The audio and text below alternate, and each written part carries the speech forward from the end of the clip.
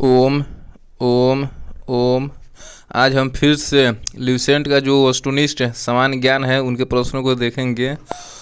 और ये आज का वीडियो लगभग अंतिम है, यानी भारतीय राज्य व्यवस्था का ये वीडियो अंतिम है। भारतीय राज्य व्यवस्था का ये 10वां वीडियो है जो अंतिम है। इसमें हम आज पेज नंबर 221 से लेकर 228 तक के विभिन्न प्रश्नों को देखेंगे, जो कि बहुत ही अति महत्वपूर्ण सभी प्रश्न हैं। ठीक है, ये आज का लगभग लास्ट वीडियो है। और आप लोगों को अगर वीडियो अच्छा लगे तो शेयर भी कीजिएगा, सब्सक्राइब भी कीजिएगा दीक्षा यूट्यूब चैनल को। ठीक है, और ढेर सारा प्यार दीजिएगा।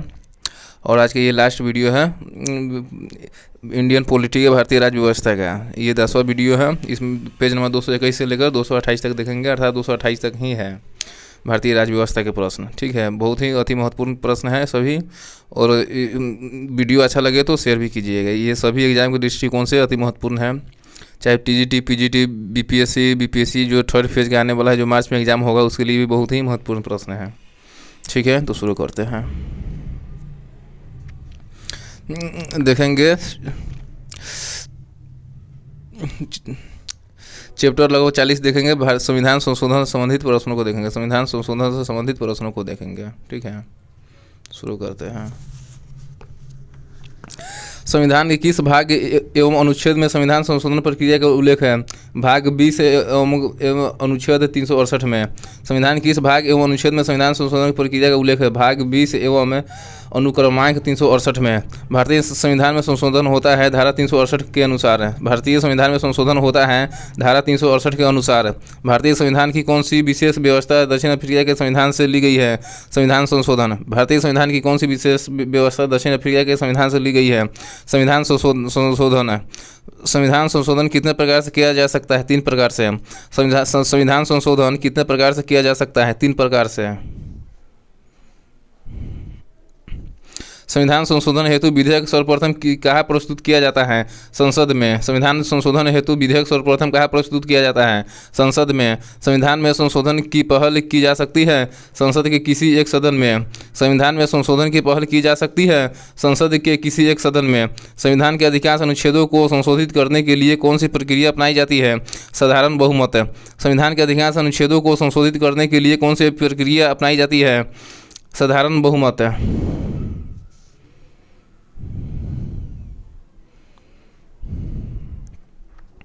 भारतीय संविधान की अधिकांश भाग संशोधित किया जा सकता है अकेले संसद के द्वारा। भारतीय संविधान की अधिकांश भाग संशोधित किया जा सकता है अकेले संसद के द्वारा। क्या राज्य विधानमंडल संविधान संशोधन प्रक्रिया को प्रारंभ कर सकता है? नहीं। क्या राज्य विधानमंडल संविधान संशोधन प्रक्रिया को प्रारंभ कर सकता है? नहीं। संविधान में संशोधन नहीं किए जा सकते हैं जनमत संग्रह से। संविधान में संशोधन नहीं किए जा सकते हैं जनमत संग्रह से। संविधान में संशोधन किए जा सकते हैं लोकसभा व राज्यसभा के साधारण बहुमत से, संसद सदस्यों के 2/3 बहुमत से, संसद सदस्यों के 2/3 व राज्यों के 1/3 बहुमत से। संविधान में संशोधन किए जा सकते हैं लोकसभा व राज्यसभा के साधारण बहुमत से, संसद सदस्यों के 2/3 बहुमत से, संसद सदस्यों के 2/3 व राज्यों के 1/3 बहुमत से। भारत के संविधान में किस वर्ष पहली बार संशोधन किया गया? 1951 में। भारत के संविधान में किस वर्ष पहली बार संशोधन किया गया? 1951 में। भारत के संविधान का पहला संशोधन अधिनियम 1951 में आया था।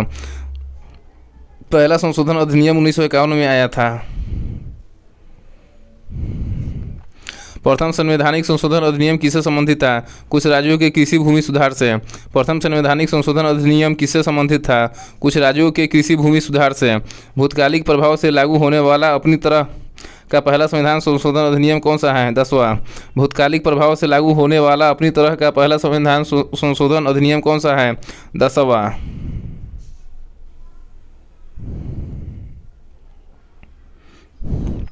किस संविधान संशोधन द्वारा यह व्यवस्था की गई है कि राष्ट्रपति या उपराष्ट्रपति के चुनाव को इस आधार पर चुनौती नहीं दी जा सकती है कि निर्वाचक मंडल अपूर्ण हो?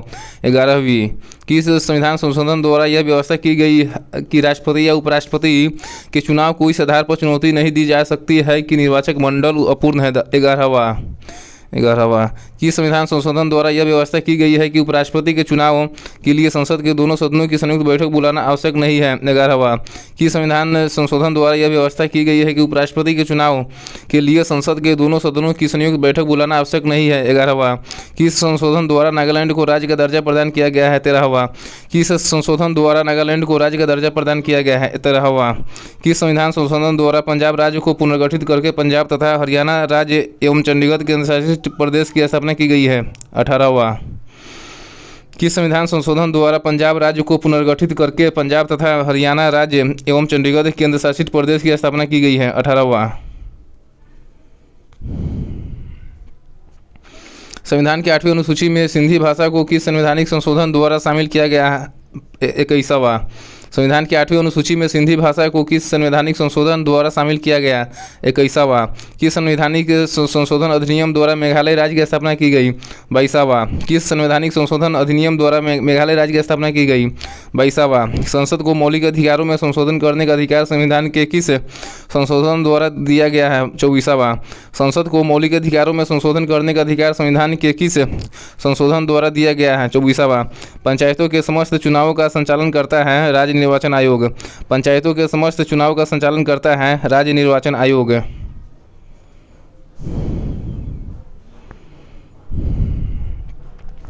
किस संवैधानिक संशोधन अधिनियम द्वारा लोकसभा सीटों की अधिकतम संख्या 545 निर्धारित की गई। 31वां, किस संवैधानिक संशोधन अधिनियम द्वारा लोकसभा सीटों की अधिकतम संख्या 545 निर्धारित की गई। 31वां, सिक्किम को भारतीय संघ के सह राज्य का दर्जा किस संशोधन द्वारा प्रदान किया गया। 35वें, सिक्किम को भारतीय संघ के सह राज्य का दर्जा किस संशोधन द्वारा प्रदान किया गया। 35वें, भारतीय संविधान का निम्न में से कौन सा संवैधानिक संशोधन एक राज्य के रूप में सिक्किम के गठन से संबंधित है। 36वां, कौन सा संवैधानिक संशोधन एक राज्य के रूप में सिक्किम के गठन से संबंधित है। 36वां, किस संवैधानिक संशोधन अधिनियम द्वारा राज्य लोक सेवा आयोग के अध्यक्ष एवं सदस्यों की सेवानिवृत्ति की आयु सीमा 60 वर्ष से बढ़ाकर 62 वर्ष कर दी गई। 41वां, किस संविधान संशोधन अधिनियम द्वारा राज्य लोक सेवा आयोग के अध्यक्ष एवं सदस्यों की सेवानिवृत्ति की आयु सीमा 60 वर्ष से बढ़ाकर 62 वर्ष कर दी गई। 41वां, निम्न में से कौन सा संशोधन अधिनियम मिनी संविधान माना जाता है। 42वां संविधान संशोधन अधिनियम 1976 को। कौन सा संविधान संशोधन अधिनियम मिनी संविधान माना जाता है। 42वां संविधान संशोधन अधिनियम 1976 को। भारतीय संविधान की प्रस्तावना में समाजवादी तथा पंथ निरपेक्ष शब्द किस संविधान संशोधन द्वारा जोड़ा गया। 42वें, भारतीय संविधान की प्रस्तावना में समाजवादी तथा पंथ निरपेक्ष शब्द किस संविधान संशोधन द्वारा जोड़े गए। 42वें, शिक्षा को किस संविधान संशोधन के द्वारा राज्य सूची से समवर्ती सूची में लाया गया। 42वां, शिक्षा को किस संविधान संशोधन के द्वारा राज्य सूची से समवर्ती सूची में लाया गया। 42वां,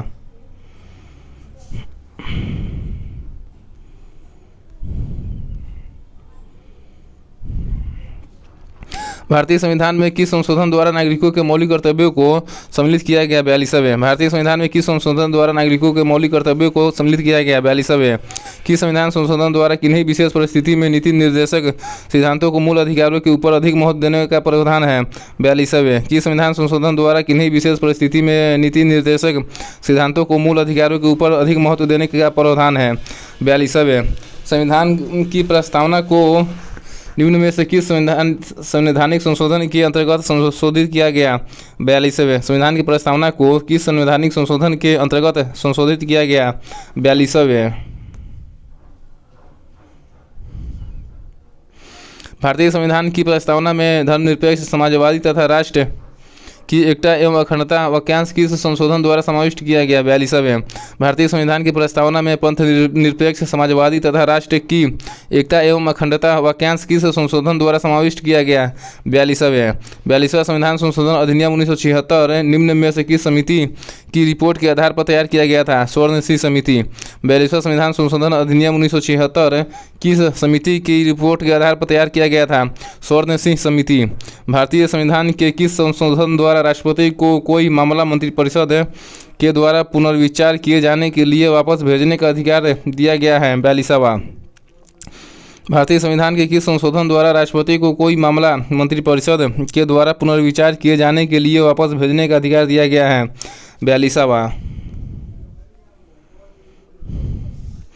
निम्न में से संविधान के किस संशोधन के द्वारा यह स्पष्ट रूप से बताया गया है कि भारत का राष्ट्रपति मंत्रिपरिषद द्वारा दिए गए परामर्श को मानने हेतु बाध्य है? 42वां। किस संशोधन के द्वारा यह स्पष्ट रूप से बताया गया है कि भारत का राष्ट्रपति मंत्रिपरिषद द्वारा दिए गए परामर्श को मानने हेतु बाध्य है? 42वां। किस संवैधानिक संशोधन अधिनियम ने राज्य के नीति निर्देशक तत्वों को मौलिक अधिकारों की अपेक्षा अधिक प्रभावशाली बनाया? 42वां। किस संवैधानिक संशोधन अधिनियम ने राज्य के नीति निर्देशक तत्वों को मौलिक अधिकारों की अपेक्षा अधिक प्रभावशाली बनाया? 42वां। किस संवैधानिक संशोधन अधिनियम द्वारा वन को राज्य सूची से समवर्ती सूची में अंतः स्थापित किया? 42वां। किस संवैधानिक संशोधन अधिनियम द्वारा वन को राज्य सूची से समवर्ती सूची में अंतः स्थापित किया? 42वां संशोधन।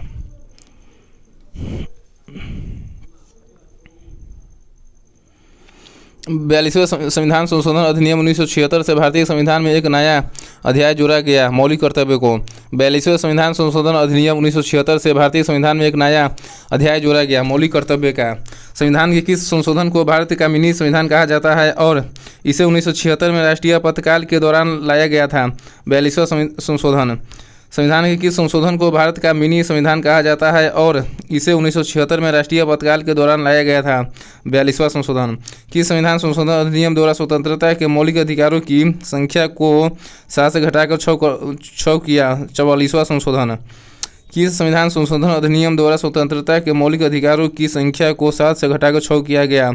44वां संशोधन के द्वारा। किस संवैधानिक संशोधन अधिनियम ने मौलिक अधिकारों की सूची से संपत्ति के अधिकार को हटाया? 44वां संवैधानिक संशोधन अधिनियम 1978। किस संवैधानिक संशोधन अधिनियम ने मौलिक अधिकारों की सूची से संपत्ति के अधिकार को हटाया? 44वां संवैधानिक संशोधन अधिनियम 1978। भारतीय न्यायपालिका की शक्तियों को सर्वाधिक क्षति 42वें संविधान संशोधन अधिनियम द्वारा पहुंचाई गई थी। न्यायपालिका की गरिमा को पुनः स्थापित करने की दृष्टि से कौन सा संविधान संशोधन अधिनियम पारित किया गया? 43वां व 44वां। भारतीय न्यायपालिका की शक्तियों को सर्वाधिक क्षति 42वें संविधान संशोधन अधिनियम द्वारा पहुंचाई गई थी। न्यायपालिका की गरिमा को पुनः स्थापित करने की दृष्टि से कौन सा संविधान संशोधन अधिनियम पारित किया गया? 43वां व 44वां।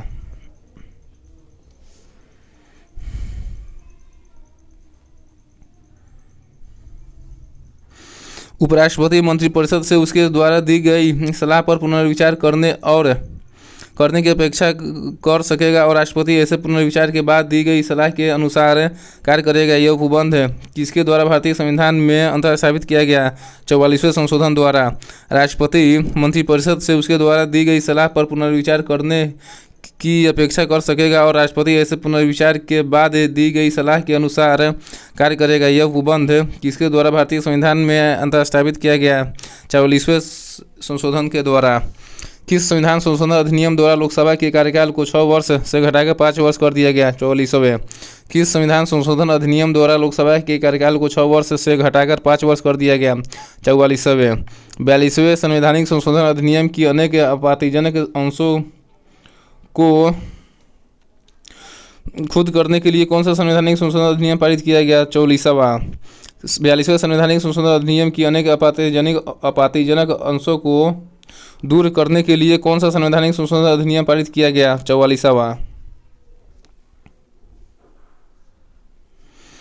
किस संविधान संशोधन के माध्यम से राष्ट्रपति, उपराष्ट्रपति, लोकसभा अध्यक्ष तथा प्रधानमंत्री के निर्वाचन को सर्वोच्च न्यायालय तथा उच्च न्यायालय में चुनौती देने के अधिकार को समाप्त किया गया था? 39वें। किस संविधान संशोधन के माध्यम से राष्ट्रपति, उपराष्ट्रपति, लोकसभा अध्यक्ष तथा प्रधानमंत्री के निर्वाचन को सर्वोच्च न्यायालय तथा उच्च न्यायालय में चुनौती देने के अधिकार को समाप्त किया गया था? 39वें। दल बदल निरोधक कानून किस संविधान संशोधन विधेयक से संबंधित है? 52वां। दल बदल निरोधक कानून किस संविधान संशोधन विधेयक से संबंधित है? 92वां संशोधन। 52वां संशोधन। दल बदल निरोधक कानून की संविधान संशोधन विधेयक से संबंधित है? 52वां संशोधन। 52। भारत के संविधान में किस संशोधन द्वारा यह प्रावधान किया गया कि चुनाव के बाद किसी अन्य राजनीतिक दल में शामिल होना अवैध माना जाएगा? 52वें। भारत के संविधान में किस संशोधन द्वारा यह प्रावधान किया गया कि चुनाव के बाद किसी अन्य राजनीतिक दल में शामिल होना अवैध माना जाएगा? 52वें संशोधन के द्वारा।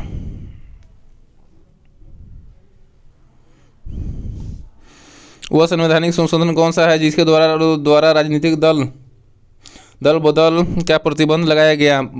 52वां संशोधन। वह संवैधानिक संशोधन कौन सा है जिसके द्वारा राजनीतिक दल बदल पर प्रतिबंध लगाया गया था? 52वां संशोधन। निम्न में से किस एक संवैधानिक संशोधन द्वारा मिजोरम को राज्य का दर्जा दिया गया? 53वां संशोधन। 53वां। किस एक संवैधानिक संशोधन द्वारा मिजोरम को राज्य का दर्जा दिया गया? 53वां संशोधन।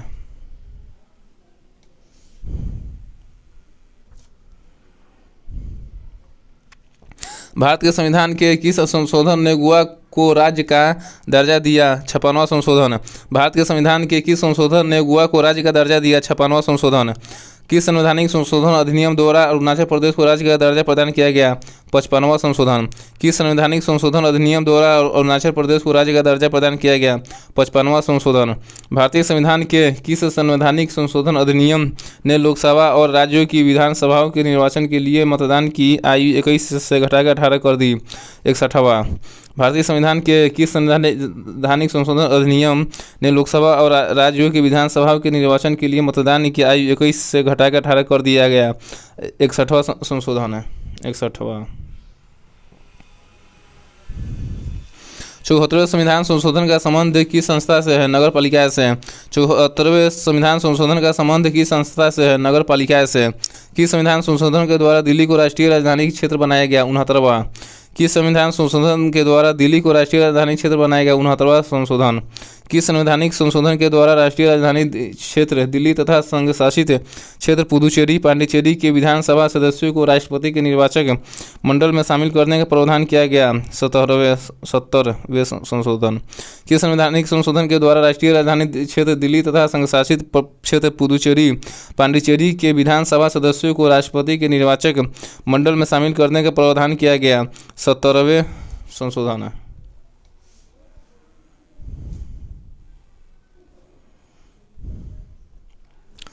किस संवैधानिक संशोधन द्वारा संविधान की 8वीं अनुसूची में 3 भाषाओं मणिपुरी, नेपाली और कोंकणी को शामिल किया गया? 71वें। किस संवैधानिक संशोधन द्वारा संविधान की 8वीं अनुसूची में 3 भाषाओं मणिपुरी, नेपाली और कोंकणी को शामिल किया गया? 71वें संशोधन। भारत के संविधान के 73वें संशोधन का संबंध है पंचायती राज व्यवस्था से। भारत के संविधान के 73वें संशोधन का संबंध है पंचायती राज व्यवस्था से।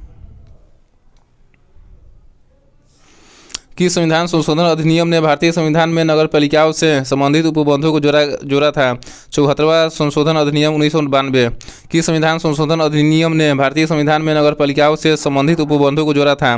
74वां संशोधन अधिनियम 1992। निम्नलिखित में से संविधान का वह कौन सा संशोधन है जिसके अनुसार महिलाओं के लिए नगर पालिकाओं एवं ग्राम पंचायतों में 1/3 सीटों के आरक्षण की व्यवस्था की गई? 73वां व 74वां। कौन सा संशोधन है जिसके अनुसार महिलाओं के लिए नगर पालिकाओं एवं ग्राम पंचायतों में 1/3 सीटों के आरक्षण की व्यवस्था की गई? 73वां व 74वां। किस संविधान संशोधन अधिनियम द्वारा लोकसभा तथा विधानसभाओं की सीटों की संख्या में वर्ष 2026 तक कोई परिवर्तन न करने का प्रावधान किया गया? 84वां। किस संविधान संशोधन अधिनियम द्वारा लोकसभा तथा विधानसभा की सीटों की संख्या में वर्ष 2026 तक कोई परिवर्तन न करने का प्रावधान किया गया?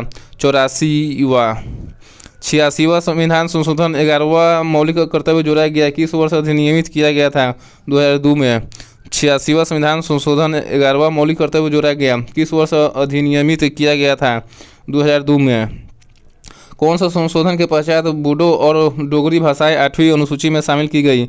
92वां संशोधन। कौन से संशोधन के पश्चात बोडो और डोगरी भाषाएं 8वीं अनुसूची में शामिल की गई? 92वां संशोधन।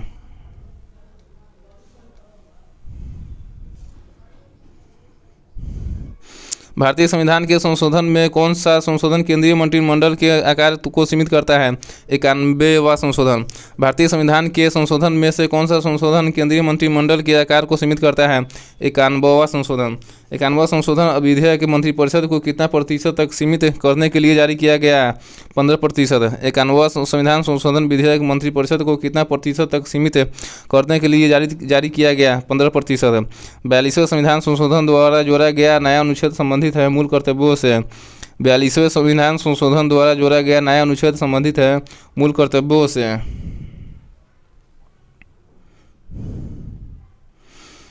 कौन सा संबंधित नहीं है? 58वां संशोधन पंजाब के राष्ट्रपति शासन की अवधि का विस्तार, ये गलत है। 71वां संशोधन 71वां संशोधन से नेपाली, मणिपुरी एवं कोंकणी को मान्यता प्राप्त भाषाओं में सम्मिलित किया गया। 71वां संशोधन से नेपाली, मणिपुरी एवं कोंकणी को मान्यता प्राप्त भाषाओं में सम्मिलित किया गया। 62वां संशोधन से लोकसभा तथा राज्य विधानसभाओं में अनुसूचित जातियों एवं अनुसूचित जनजातियों के लिए तथा एंग्लो इंडियन समुदायों के लिए आरक्षण वर्ष 2000 तक बढ़ाया जाना।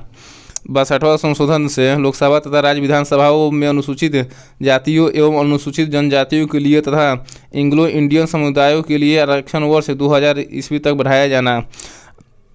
55वां संशोधन है अरुणाचल प्रदेश को पूर्ण राज्य का दर्जा देने से। 55वां संशोधन हुआ अरुणाचल प्रदेश को पूर्ण राज्य का दर्जा देने से। ये सब सही है। सम्मिलित कीजिए संवैधानिक संशोधन एवं राज्यों का दर्जा। 18वां संशोधन अधिनियम से हरियाणा को राज्य का दर्जा मिला। 18वां संशोधन अधिनियम से हरियाणा राज्य को दर्जा मिला। 18वां संशोधन अधिनियम से हरियाणा राज्य को दर्जा मिला।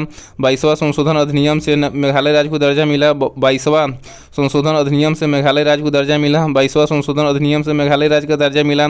55वां संशोधन अधिनियम से अरुणाचल प्रदेश को दर्जा मिला। 55वां संशोधन अधिनियम से अरुणाचल प्रदेश को दर्जा मिला। 55वां संशोधन अधिनियम से अरुणाचल प्रदेश राज्य का दर्जा मिला। 56वां संशोधन अधिनियम से गोवा राज्य को दर्जा मिला। 56वां संशोधन अधिनियम से गोवा राज्य को दर्जा मिला। 56वां संशोधन अधिनियम से गोवा राज्य को दर्जा मिला।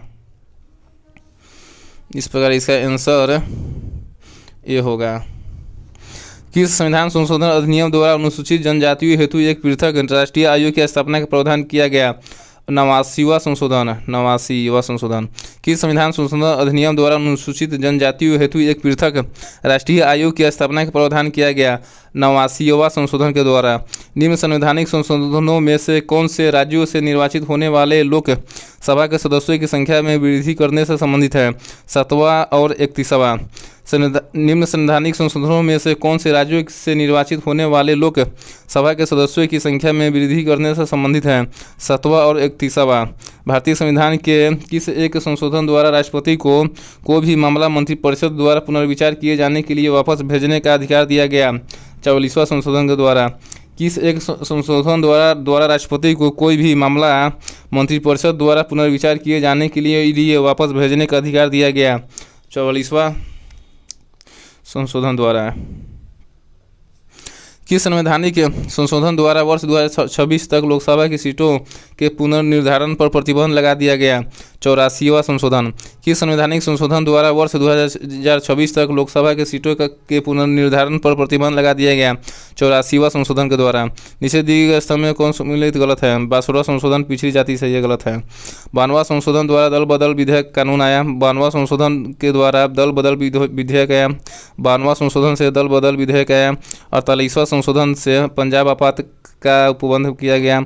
48वां संशोधन द्वारा पंजाब आपात का उपबंध किया गया। 48वां संशोधन में पंजाब आपात का उपबंध किया गया। 56वां संशोधन है गोवा को राज्य का दर्जा दिया गया। 56वां संशोधन से गोवा को राज्य का दर्जा दिया गया। 56वां संशोधन से गोवा को राज्य का दर्जा दिया गया। सही है सब। भारतीय संविधान में भारत की आधिकारिक भाषा में जुड़े प्रावधानों में संसद संशोधन कर सकती है अपने सदस्यों के साधारण बहुमत द्वारा। भारतीय संविधान में भारत की आधिकारिक भाषा में जुड़े प्रावधानों में संसद संशोधन कर सकती है अपने सदस्यों के साधारण बहुमत के द्वारा।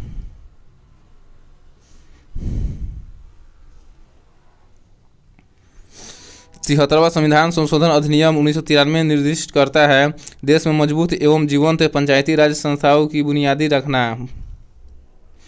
73वां संविधान संशोधन अधिनियम 1993 निर्दिष्ट करता है देश में मजबूत एवं जीवंत पंचायती राज संस्थाओं की बुनियाद रखना।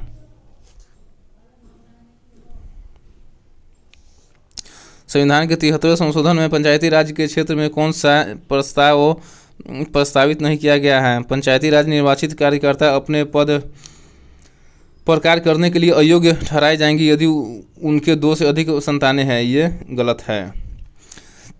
संविधान के 73वें संशोधन में पंचायती राज क्षेत्र में कौन सा प्रस्तावित है। सभी निर्वाचित ग्रामीण स्थानीय निकायों में सभी स्तरों पर 30% सीटें महिलाओं के लिए आरक्षित रखी जाएगी। सही है। पंचायती राज संस्थाओं के लिए संसाधनों के नियंत्रण के लिए राज्य अपने अपने वित्त आयोगों का गठन करेंगे। सही है। यदि पंचायती राज निकायों का राज्य सरकार द्वारा अधिक्रमण या विघटन कर दिया जाता है तो 6 महीने के अवधि में चुनाव कराए जाएंगे। ये भी सही है। संविधान के 73वें संशोधन में पंचायती राज क्षेत्र में कौन सा एक प्रस्तावित किया गया है? सभी निर्वाचित ग्रामीण स्थानीय निकायों में सभी स्तरों पर 30% सीटें महिलाओं के लिए आरक्षित रखी जाएगी। सही है। पंचायती राज संस्थाओं के लिए संसाधनों के नियंत्रण के लिए राज्य अपने अपने वित्त आयोगों का गठन करेगा। सही है। पंचायती राज निर्वाचित कार्यकर्ता अपने पद पर कार्य करने के लिए अयोग्य ठहराए जाएंगे यदि उनके 2 से अधिक संतान। ये गलत है। यदि पंचायती राज निकायों का राज्य सरकार द्वारा अधिक्रमण या विघटन कर दिया जाता है तो 6 महीने की अवधि में चुनाव कराए जाएंगे। सही है। कौन से विषय है जिन पर कम से कम आधे राज्यों के विधानमंडलों के अनुसमर्थन से ही संवैधानिक संशोधन संभव है? राष्ट्रपति का निर्वाचन, संसद में राज्यों का प्रतिनिधित्व एवं 7वीं अनुसूची में कोई भी सूची। कौन से विषय है जिन पर कम से कम आधे राज्यों के विधानमंडलों के अनुसमर्थन से ही संवैधानिक संशोधन संभव है? राष्ट्रपति का निर्वाचन, संसद में राज्यों का प्रतिनिधित्व, 7वीं अनुसूची में कोई भी सूची।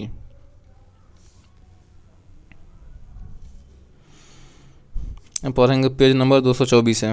इस पर इसका आंसर ये होगा। निम्नलिखित कथनों पर विचार कीजिए। भारतीय संविधान में कोई संशोधन लाने का उपक्रम पहल किया जा सकता है लोकसभा द्वारा एवं राज्यसभा द्वारा। भारतीय संविधान में कोई संशोधन लाने का अतिक्रमण पहल किया जा सकता है लोकसभा द्वारा एवं राज्यसभा द्वारा। इस पर इसका आंसर टी होगा।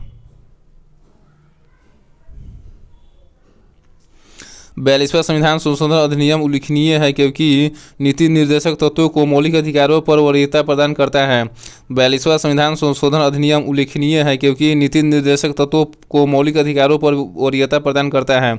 भारत के संविधान में मौलिक कर्तव्य किस संविधान संशोधन के द्वारा जोड़ा गया है? 42वां संविधान संशोधन अधिनियम के द्वारा। भारत के संविधान में मौलिक कर्तव्य किस संविधान संशोधन के द्वारा जोड़ा गया है? 42वां संविधान संशोधन अधिनियम द्वारा।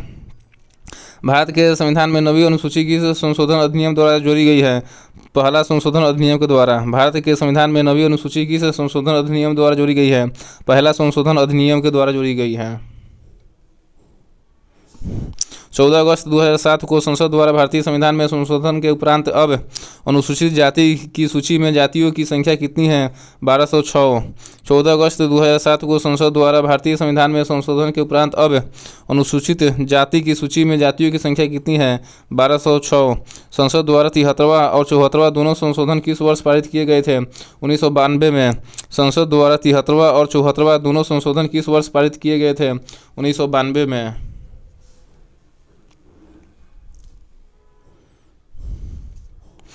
संविधान के किस संशोधन द्वारा केंद्रीय मंत्रियों की संख्या लोकसभा के कुल सदस्यों के 15% पर सीमित कर दी गई? 91वां संशोधन के द्वारा। संविधान के किस संशोधन द्वारा केंद्रीय मंत्रियों की संख्या लोकसभा के कुल सदस्यों के 15% पर सीमित कर दी गई? 91वां संशोधन। निम्नलिखित संविधान संशोधन अधिनियमों में से किस एक के अंतर्गत भारत के संविधान की 8वीं अनुसूची में 4 भाषाएं जोड़ी गई जिनसे उनकी संख्या बढ़कर 22 हो गई? संविधान 92वें संशोधन अधिनियम के द्वारा। किस संविधान संशोधन अधिनियम में से किस एक के अंतर्गत भारत के संविधान की 8वीं अनुसूची में 4 भाषाएं जोड़ी गई जिनसे उनकी संख्या बढ़कर 22 हो गई? संविधान 92वां संशोधन अधिनियम द्वारा। 92वें संविधान संशोधन अधिनियम के द्वारा। संविधान संशोधन अधिनियमों में से किस एक में यह प्रावधान है कि केंद्र और किसी राज्य में मंत्रिपरिषद का आकार क्रमशः लोकसभा के सदस्यों की कुल संख्या व उस राज्य की विधानसभा के सदस्यों की कुल संख्या के 15% से अधिक नहीं होगा? 91वां। किस एक में यह प्रावधान है कि केंद्र और किसी राज्य में मंत्रिपरिषद का आकार क्रमशः लोकसभा के सदस्यों की कुल संख्या व उस राज्य की विधानसभा के सदस्यों की कुल संख्या के 15% से अधिक नहीं होगा? 91वां संशोधन। निम्नलिखित में से किस संवैधानिक संशोधन अधिनियम ने भारतीय संविधान में शिक्षा का अधिकार जोड़ा? 86वां। किस संवैधानिक संशोधन अधिनियम ने भारतीय संविधान में शिक्षा के अधिकार को जोड़ा? 86वें संशोधन। भारत के संविधान का निम्न में से कौन सा संशोधन 1993 में नगर पालिका सरकारों को संवैधानिक रूप से मान्यता देने के लिए अधिनियमित किया गया था? 74वां संविधान संशोधन अधिनियम CAA 1992। भारत के संविधान का कौन सा संशोधन 1993 में नगर पालिका सरकारों को संवैधानिक रूप से मान्यता देने के लिए अधिनियमित किया गया था? 74वां संविधान संशोधन अधिनियम CAA 1992।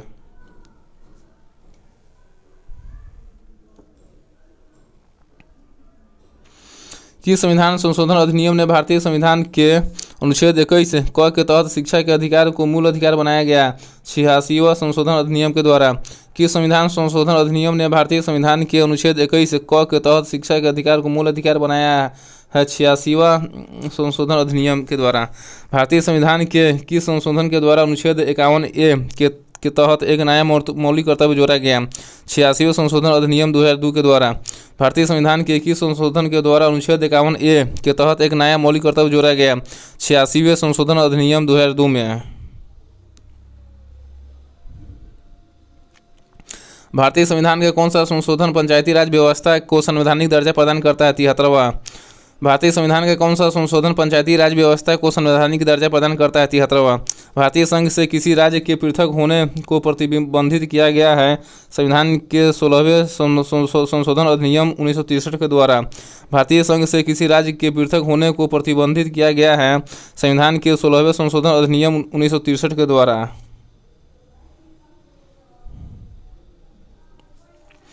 संविधान संशोधन करने के विधेयक को वीटो करने की राष्ट्रपति की शक्ति सहमति देनी होगी शब्द से स्थानापन्न करके किस संशोधन द्वारा छीन ली गई?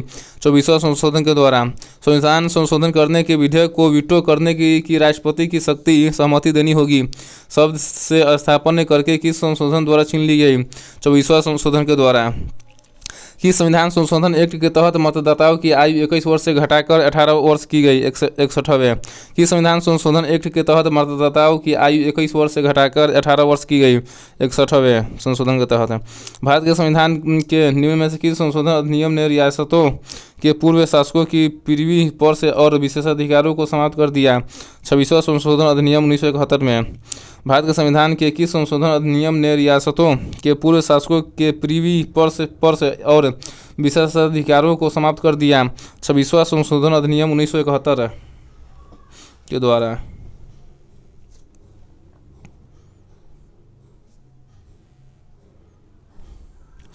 भारतीय संविधान के किस संशोधन के द्वारा स्पष्ट रूप से यह व्यवस्था दी गई है कि भारत के राष्ट्रपति मंत्रिपरिषद की सलाह को मानने के लिए बाध्य है? 42वें। भारतीय संविधान के किस संशोधन के द्वारा स्पष्ट रूप से यह व्यवस्था दी गई है कि भारत के राष्ट्रपति मंत्रिपरिषद की सलाह को मानने के लिए बाध्य है? 42वें।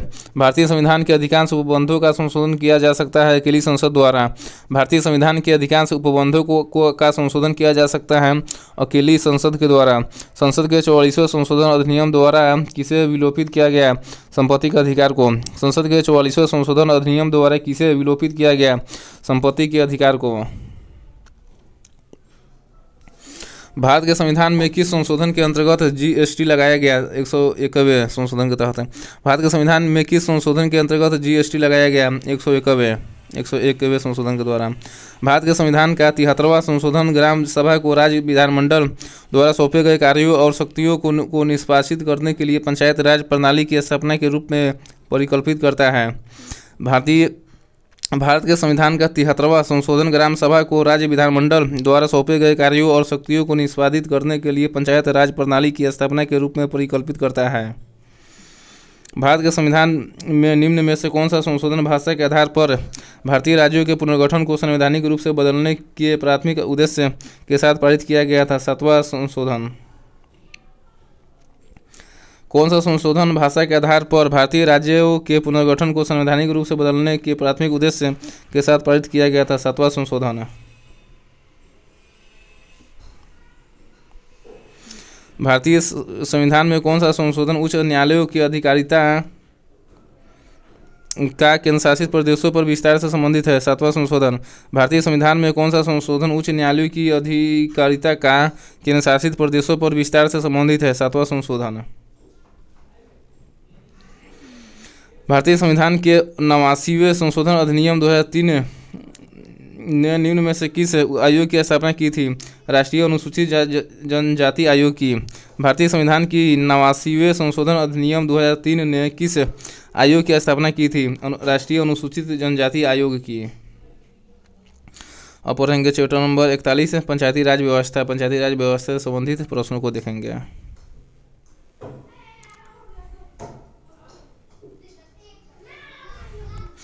संविधान के किस भाग में पंचायती राज व्यवस्था संबंधित प्रावधान दिए गए हैं? भाग 9 में। संविधान के किस भाग में पंचायती राज व्यवस्था संबंधित प्रावधान दिए गए हैं? भाग 9 में। भारतीय संविधान के किस भाग में नगर पालिकाओं से संबंधित प्रावधान है? भाग 9 के क में। भारतीय संविधान के किस भाग में नगर पालिकाओं से संबंधित प्रावधान है? भाग 9 के क में। संविधान के किस भाग में ग्राम पंचायतों की स्थापना की गई है? भाग 4 में। संविधान के किस भाग में ग्राम पंचायतों की स्थापना की बात कही गई है? भाग 4 में। भारतीय संविधान के निम्न अनुच्छेदों में से कौन सा अनुच्छेद राज्य सरकारों को ग्राम पंचायतों को संगठित करने का निर्देश देता है? अनुच्छेद 40 है। भारतीय संविधान के किन अनुच्छेदों में से कौन सा अनुच्छेद राज्य सरकारों को ग्राम पंचायतों को संगठित करने का निर्देश देता है? अनुच्छेद 40 है।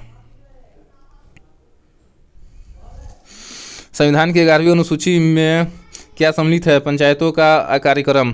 संविधान की 11वीं अनुसूची में क्या सम्मिलित है? पंचायतों का कार्यक्रम। पंचायती राज प्रणाली किस पर आधारित है? सत्ता के विकेंद्रीकरण पर। पंचायती राज प्रणाली किस पर आधारित है? सत्ता के विकेंद्रीकरण पर। पंचायती राज प्रदान करता है स्थानीय स्तर पर लोकतांत्रिक प्रशासन। पंचायती राज प्रदान करता है स्थानीय स्तर पर लोकतांत्रिक प्रशासन।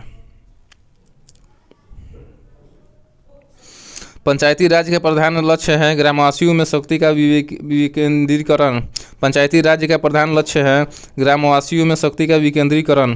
पंचायती राज का मुख्य उद्देश्य है जनता को विकासमूलक प्रशासन में भागीदारी योग्य बनाना। पंचायती राज का मुख्य उद्देश्य है जनता को विकासमूलक प्रशासन में भागीदारी योग्य बनाना। 73वां संवैधानिक संशोधन का संबंध किससे है? पंचायती राज से। 73वां संवैधानिक संशोधन का संबंध किससे है? पंचायती राज से। 73वां संविधान संशोधन संबंधित है पंचायती राज प्रणाली से। 73वां संविधान संशोधन संबंधित है पंचायती राज प्रणाली से।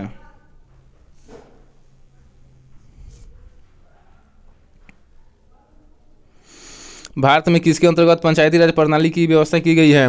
नीति निर्देशक सिद्धांत के अंतर्गत। भारत में किसके अंतर्गत पंचायती राज प्रणाली की व्यवस्था की गई है? नीति निर्देशक सिद्धांत के अंतर्गत। किस संवैधानिक संशोधन द्वारा पंचायती राज संस्थाओं को संवैधानिक दर्जा प्रदान किया गया? 73वां। किस संवैधानिक संशोधन द्वारा पंचायती राज संस्थाओं को संवैधानिक दर्जा प्रदान किया गया? 73वां संशोधन के द्वारा। 73वें संशोधन द्वारा संविधान में कौन सी अनुसूची जोड़ी गई? 11वीं। 73वें संविधान संशोधन द्वारा संविधान में कौन सी अनुसूची जोड़ी गई? 11वीं। भारत के संविधान की 11वीं अनुसूची में कितने विषय हैं? 29। भारत के संविधान की 11वीं अनुसूची में कितने विषय हैं? 29। 73वें संविधान संशोधन के अनुसार पंचायती राज संस्थाओं में अध्यक्ष के कम से कम कितने पद महिलाओं के लिए आरक्षित किए गए हैं? 1/3। 73वें संविधान संशोधन के अनुसार पंचायती राज संस्थाओं में अध्यक्ष के कम से कम कितने पद महिलाओं के लिए आरक्षित किए गए हैं? 1/3। 73वें संविधान संशोधन के प्रावधानों को समाज के किस वर्ग को सत्ता हस्तांतरण की दृष्टि से ऐतिहासिक कदम माना जाता है? महिला वर्ग। 73वें संविधान संशोधन के प्रावधानों को समाज के किस वर्ग को सत्ता हस्तांतरण की दृष्टि से ऐतिहासिक कदम माना जाता है? महिला वर्ग के। 73वें संविधान संशोधन की विशेषता नहीं है महिलाओं के लिए 2/3 आरक्षण, ये गलत है। 73वें संविधान संशोधन की विशेषता है ग्राम सभा, प्रत्यक्ष निर्वाचन एवं पंचायती संस्थाओं को संवैधानिक दर्जा। 73वें संविधान संशोधन की विशेषता है ग्राम सभा, प्रत्यक्ष निर्वाचन एवं पंचायती संस्थाओं को संवैधानिक दर्जा। महिलाओं के लिए 2/3 आरक्षण, ये गलत है। 73वें संविधान संशोधन द्वारा पंचायती राज संस्थाओं के लिए किस तरह चुनाव का प्रावधान किए गए? प्रत्यक्ष एवं गुप्त मतदान। 73वें संविधान संशोधन द्वारा पंचायती राज संस्थाओं के लिए किस तरह के चुनाव का प्रावधान किए गए? प्रत्यक्ष एवं गुप्त मतदान।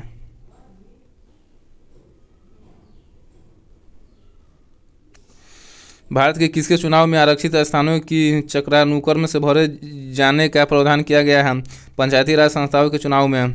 भारत के किसके चुनाव में आरक्षित स्थानों के चक्रानुक्रम से भरे जाने का प्रावधान किया गया है?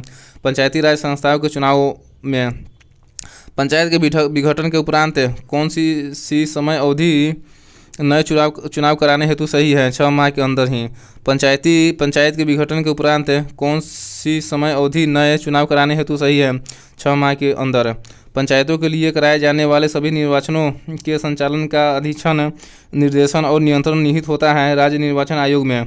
पंचायतों के लिए कराए जाने वाले सभी निर्वाचनों के संचालन का अधीक्षण, निर्देशन और नियंत्रण निहित होता है राज्य निर्वाचन आयोग में।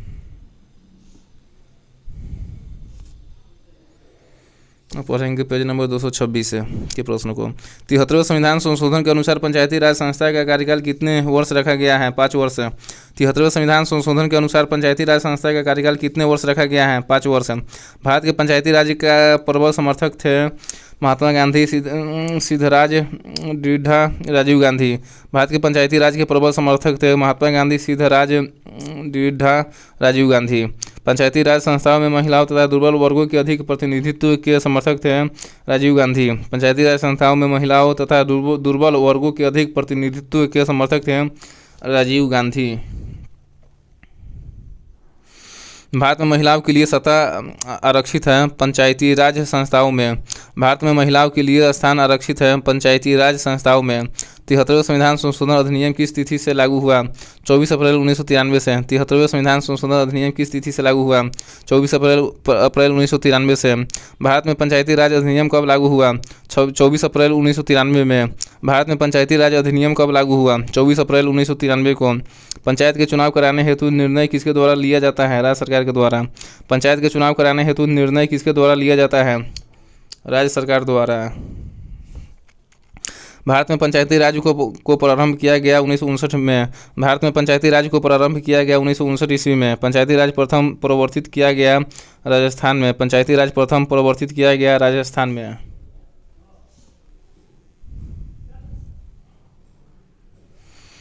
भारत में सबसे पहले राजस्थान में पंचायती राज की स्थापना किस वर्ष हुई? 1959 ईस्वी में। भारत में सबसे पहले राजस्थान में पंचायती राज की स्थापना किस वर्ष हुई? 1959 ईस्वी में।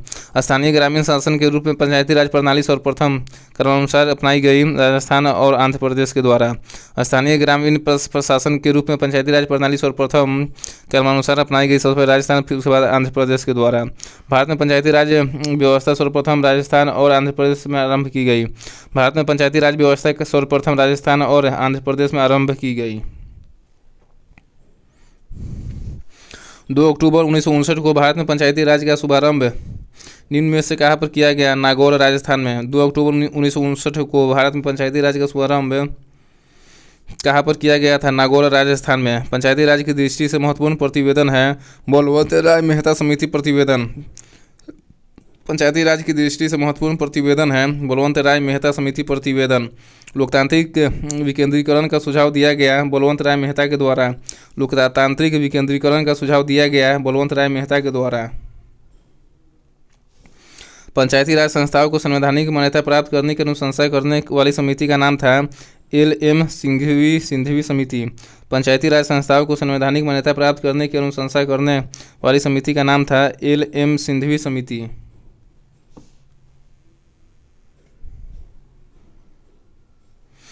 भारत में पंचायती राज की त्रिस्तरीय व्यवस्था का अनुमोदन किस समिति के द्वारा किया गया था? बलवंत राय मेहता समिति के द्वारा। भारत में पंचायती राज की त्रिस्तरीय व्यवस्था का अनुमोदन किस समिति के द्वारा किया गया था? बलवंत राय मेहता समिति के द्वारा। जिस समिति में लोकतांत्रिक विकेंद्रीकरण और पंचायती राज की सिफारिश दी उसका सभापति कौन था? बलवंत राय मेहता। जिस समिति में लोकतांत्रिक विकेंद्रीकरण और पंचायती राज की सिफारिशें की उसका सभापति कौन था? बलवंत राय मेहता। पंचायती राज से संबंधित निम्न कथनों में से कौन सा सही नहीं है? 73वां संशोधन 15 अगस्त 1993 से प्रभावी हुआ, ये गलत है। पंचायती राज से संबंधित कौन सा सही नहीं है? 73वां संशोधन 15 अगस्त 1993 से प्रभावी हुआ, ये गलत है। पंचायती राज से संबंधित कथनों में सही है पंचायत व्यवस्था भारतीय ग्रामीण जीवन युगों से एक अभिन्न अंग है, सही है। पंचायत व्यवस्था भारतीय ग्रामीण जीवन युगों से एक अभिन्न अंग है, सही है। भारतीय संविधान का अनुच्छेद 243 जी उसके महत्व को बढ़ाता है, सही है। भारतीय संविधान का अनुच्छेद 243 का जी उसके महत्व को बढ़ाता है, सही है। यह एक त्रिस्तरीय जैविकीय रूप से जुड़ी संरचना है, सही है। पंचायती राज व्यवस्था यह एक त्रिस्तरीय जैविकीय रूप से जुड़ी संरचना, सही है। बलवंत राय मेहता समिति प्रतिवेदन में पंचायती राज संस्थाओं को कितने पर करने का सुझाव दिया गया? 3 ने। बलवंत राय मेहता समिति प्रतिवेदन में पंचायती राज संस्थाओं को कितने स्तर पर करने का सुझाव दिया गया, 3 स्तर पर। बलवंत राय मेहता समिति ने किसको अधिक शक्तिशाली बनाने का सुझाव दिया, पंचायत समिति को। बलवंत राय मेहता किसको अधिक शक्तिशाली बनाने का सुझाव दिया, पंचायत समिति को। पंचायती राज व्यवस्था में स्थानीय स्वशासन की व्यवस्था कैसे होती है, ग्राम, ब्लॉक और जिला स्तर पर 3 स्तरीय संरचना। पंचायती राज व्यवस्था में स्थानीय स्वशासन की व्यवस्था कैसे होती है, ग्राम, ब्लॉक और जिला स्तर पर 3 स्तरीय संरचना। ग्राम, ब्लॉक और जिला स्तर पर 3 स्तरीय संरचना।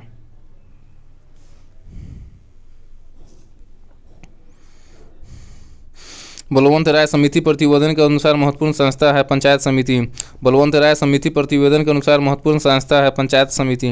निम्न में से कौन पंचायती राज संस्था नहीं है, नगर परिषद है। कौन पंचायती राज संस्था नहीं है, नगर परिषद। पंचायती राज संस्था है जिला परिषद, ग्राम पंचायत एवं पंचायत समिति।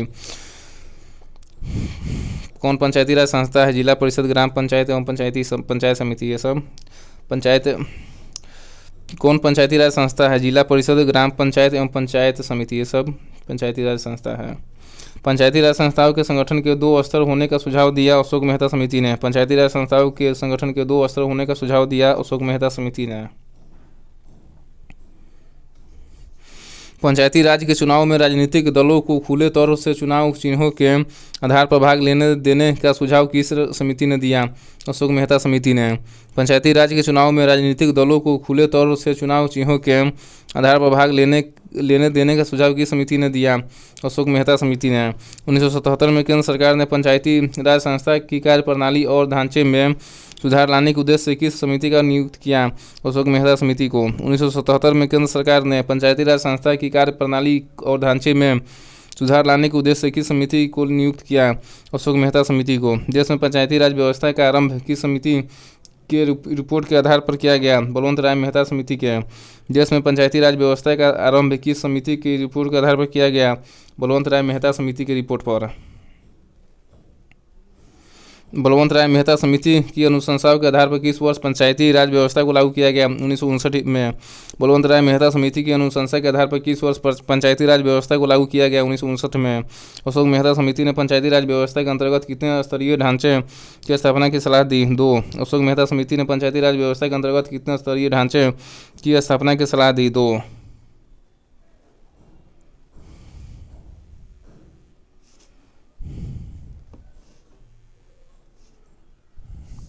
अशोक मेहता समिति ने किन 2 स्तरों की बात की, मंडलीय पंचायत एवं जिला परिषद। अशोक मेहता समिति ने किन 2 स्तरों की बात की, मंडलीय पंचायत एवं जिला परिषद। अशोक मेहता समिति किससे संबंधित है, पंचायती राज से। अशोक मेहता समिति किससे संबंधित है, पंचायती राज से। पंचायती राज से संबंधित निम्न समितियों के कार्यक्रम से व्यवस्थित कीजिए और नीचे दिए कोटि से सही उत्तर को चुनिए।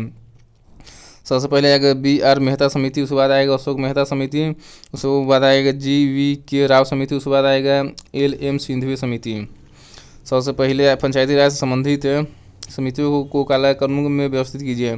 सबसे पहले आएगा BR मेहता समिति, उसके बाद आएगा अशोक मेहता समिति, फिर आएगा GVK राव समिति, फिर आएगा LM सिंघवी समिति। पंचायती राज से संबंधित निम्न समितियों को कालक्रम से व्यवस्थित कीजिए। सबसे पहले आएगा BR मेहता समिति, फिर आएगा अशोक मेहता समिति, फिर आएगा GVK राव समिति, फिर आएगा LM सिंघवी समिति। इस पर ऐसे आंसर सी होगा। 1977 में पंचायती राज व्यवस्था की समीक्षा के लिए गठित समिति की अध्यक्षता किसने की थी, अशोक मेहता ने। 1977 में पंचायती राज व्यवस्था की समीक्षा के लिए गठित समिति की अध्यक्षता किसने की थी, अशोक मेहता ने। पंचायती राज संस्थाओं के निम्नतर स्तर पर कौन होता है, ग्राम सभा और व पंचायत है। पंचायती राज संस्थाओं के निम्नतर स्तर पर कौन होता है, ग्राम सभा व पंचायत। पंचायती राज संस्थाओं के उच्चतम स्तर पर कौन है, जिला परिषद। पंचायती राज संस्थाओं के उच्चतम स्तर पर कौन है, जिला परिषद।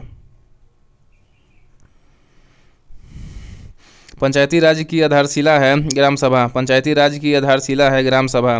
पंचायत समिति का मुख्य निष्पादक होता है खंड विकास पदाधिकारी। पंचायत समिति का मुख्य निष्पादक होता है खंड विकास पदाधिकारी। जिला परिषद का मुख्य कार्य है समन्वय एवं पर्यवेक्षण।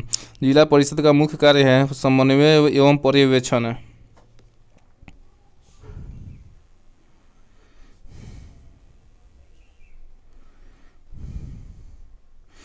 पंचायती राज की मुख्य उपलब्धि है राजनीतिक चेतना का विकास है। पंचायती राज की मुख्य उपलब्धि है राजनीतिक चेतना का विकास है। पंचायती राज की प्रथम सदस्य है दलगत राजनीति।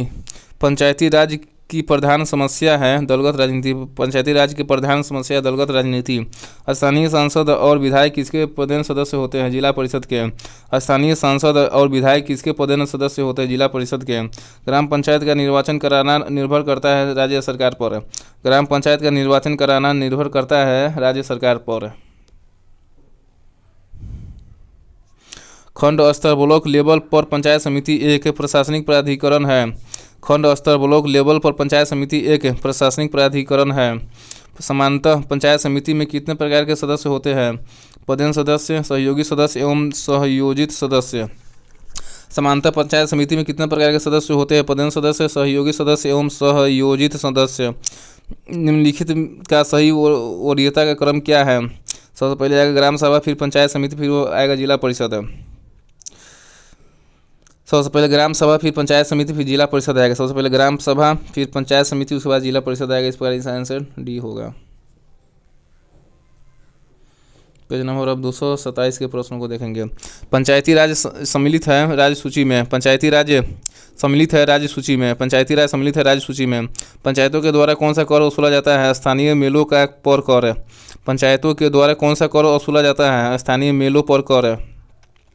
निम्नलिखित में से कौन सा संविधान संशोधन यह कहता है कि ग्राम पंचायत में 1/3 सीटें महिलाओं के लिए आरक्षित होनी चाहिए? 73वां। कौन सा संविधान संशोधन यह कहता है कि ग्राम पंचायत में 1/3 सीटें महिलाओं के लिए आरक्षित होनी चाहिए? 73वां। पंचायत स्तर पर राज्य सरकार का प्रतिनिधित्व कौन करता है? पंचायत सेवक। पंचायत स्तर पर राज्य सरकार का प्रतिनिधित्व कौन करता है? पंचायत सेवक।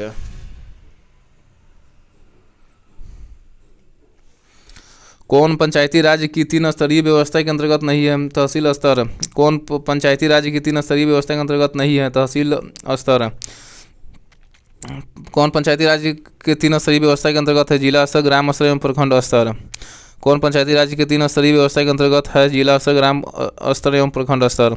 पंचायती राज व्यवस्था अपनाई गई थी लोकतंत्र की शक्तियों के विकेंद्रीकरण के लिए। पंचायती राज व्यवस्था अपनाई गई थी लोकतंत्र की शक्तियों के विकेंद्रीकरण के लिए। पंचायत चुनाव के लिए उम्मीदवारों की न्यूनतम आयु सीमा होनी चाहिए 21 वर्ष। पंचायत चुनाव के लिए उम्मीदवारों की न्यूनतम आयु सीमा होनी चाहिए 21 वर्ष। पंचायती राज के कार्यक्षेत्र में नहीं आता है माध्यमिक शिक्षा। पंचायती राज के कार्यक्षेत्र में नहीं आता है माध्यमिक शिक्षा। पंचायती राज के कार्यक्षेत्र में आता है ग्रामीण सड़कें, ग्रामीण उद्योग एवं कृषि उत्पादन, ये सभी आते हैं। पंचायती राज के कार्यक्षेत्र में आता है ग्रामीण सड़कें, ग्रामीण उद्योग एवं कृषि उत्पादन, ये सब आते हैं।